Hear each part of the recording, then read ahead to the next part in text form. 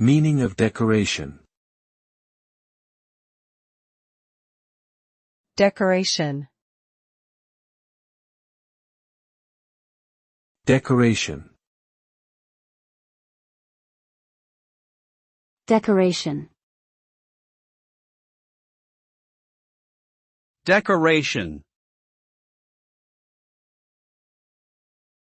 Decoration refers to the act of adding embellishments or adornments to something in order to enhance its appearance or make it more attractive.